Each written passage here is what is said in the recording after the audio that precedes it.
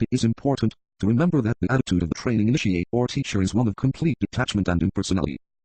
He is aware of the soul light and condition, and of the mental state, but he does not turn his attention to the handling of the affairs of the aspirant on the physical plane, nor to the training of his emotional nature and his astral development. Aspirants learn to be master and adept by handling their own physical plane affairs and their astral idiosyncrasies. This they must do in the light and strength of their own souls. We who teach will break a lot and hinder their development if we attempt to enforce conditions which come not naturally. We should also overstimulate their lower natures. When will aspirants learn that the teachers and senior disciples in charge of them were only on mental levels and with the soul? When will they grasp the fact that until a man has contacted his own 116 soul and has learned to function as a controlled mind as well, there is little we can do for him. Again I say, we are not interested in personalities and their small affairs. We have neither the time nor the inclination to interfere with the way and method of a man's daily life. Why should we, when enough has been printed and taught to occupy the attention of the aspiring man for many a day? When a man is beginning to live as a soul, and when his consciousness has shifted away from the world of illusion, then he can be useful. The first lesson he has to learn is a sense of values in time and space, and to know that we work with souls and do not nurse the personality. Seems this too hard a saying to you? If it is indeed so to you, it means that you are as yet somewhat self-centered and in love with your own individual soul, having not yet duly contacted it, and having but perhaps sensed its vibration and no more. You have not yet that true picture of the world's need which will release you from your own ambition and set you free to work as we, on the subjective side, work, with no thought of self or of spiritual happiness, and with no desire for any self-appointed task. With no longing for glittering promises of future success, and with no demanding ache for the tender touch and contact with those greater in consciousness than ourselves. If this lies still beyond your realization, recognize the fact, and understand that there is no blame attached. It only indicates to you the ground whereon you stand, and that the illusion of the astral plane still holds you in its thrall and still leads you to place personality reactions before group realization. As long as you walk on that plane and function on that level of consciousness, it is not possible to draw you consciously into the master's groups on mental levels. You are still too destructive and personal. You would be apt to hurt the group and cause trouble. You would see things, through the group stimulation, with the clarity for which you are not yet ready, and would be shattered thereby. You have need to learn the lessons of accepting guidance from your own soul, and of learning to work with harmony and impersonality on the physical plane with the group or groups to which your destiny impels you. When you have learned the lesson of self-forgetfulness, when you seek nothing for the separated self, when you stand firmly on your own feet and look for aid within yourself, and when the trend of your life is towards cooperation, then you may pass from the stage of observer to that of communicator. This will happen because you can be trusted to communicate only that which is impersonal, and truly constructive, and which will not feed the emotional nature and satisfy the desire self. Tilde esoteric psychology I.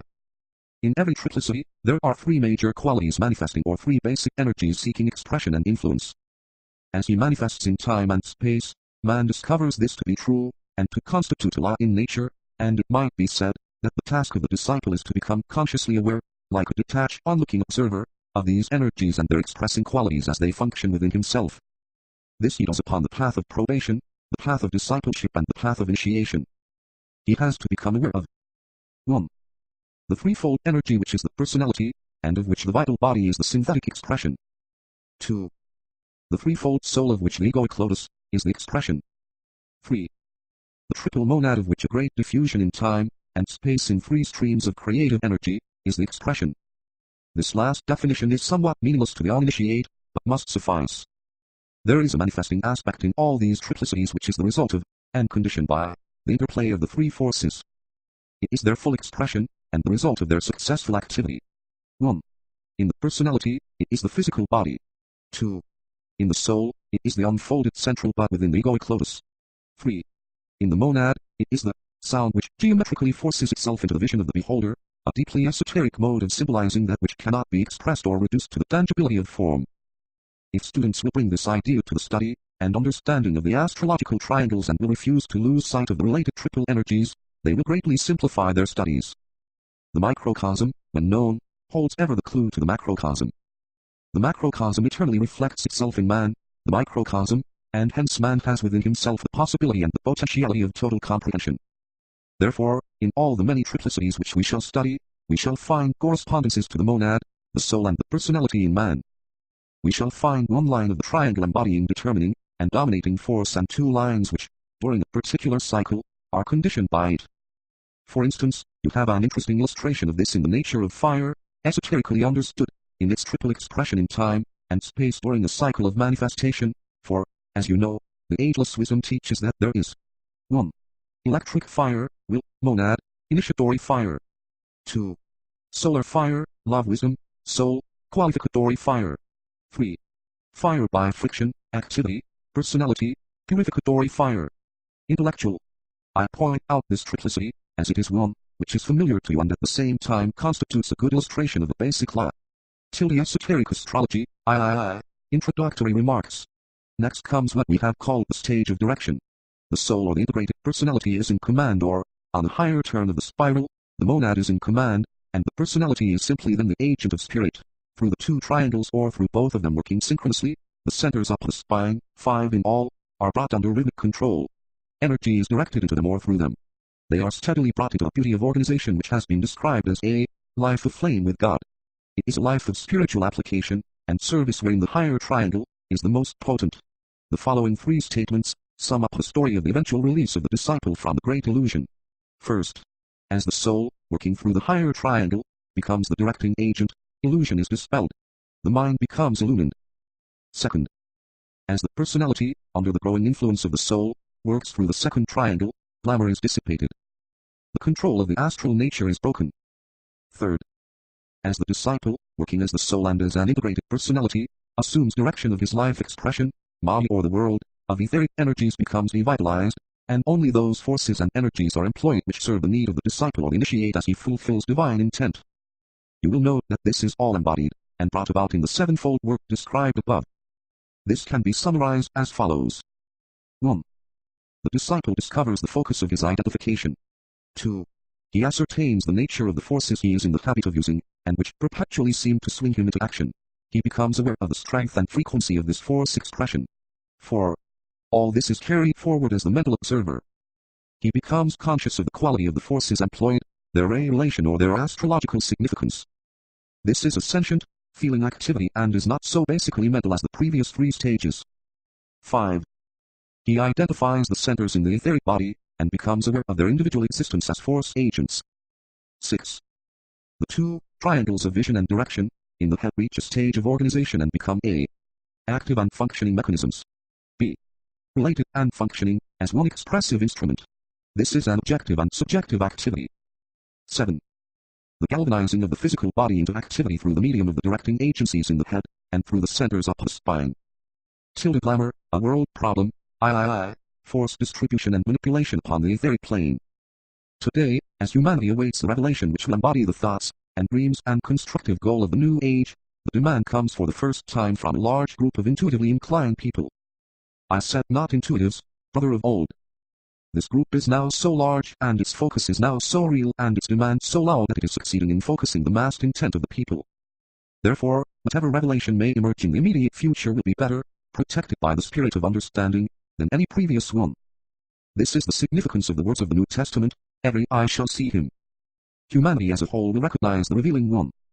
In past ages the messenger from on high was only recognized by and known to a mere handful of men, and it took decades and sometimes centuries for his message to penetrate into the hearts of humanity. The stress of the times also and the development of the sense of proportion, plus an enforced return to simplicity of living and requirements may save the coming revelation from too swift and quick submergence in the fire of the great illusion.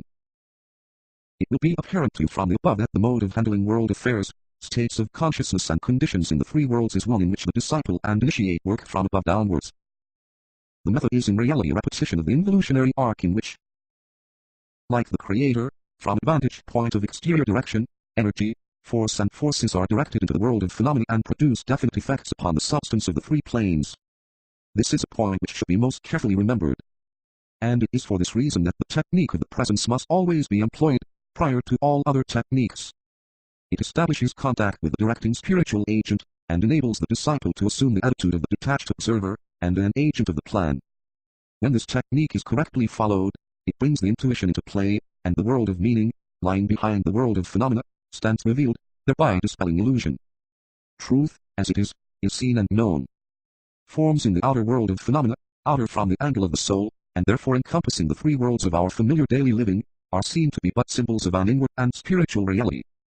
Tilde glamour, a world problem, Group intuition dispels word illusion. Part 1, the 14 rules for group initiation. Preliminary remarks.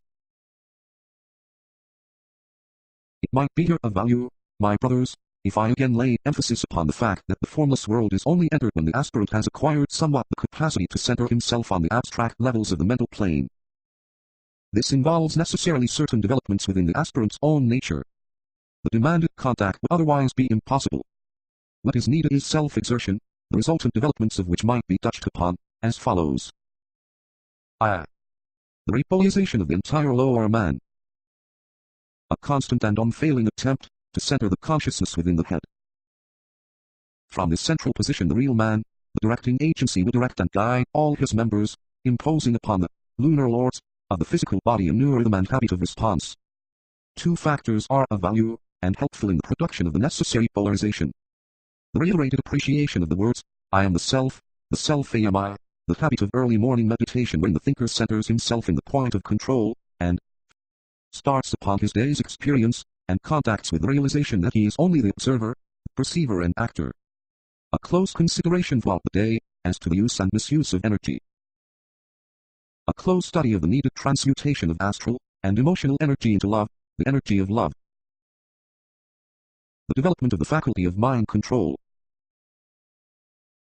An emergence into manifestation of the subjective aspect in man.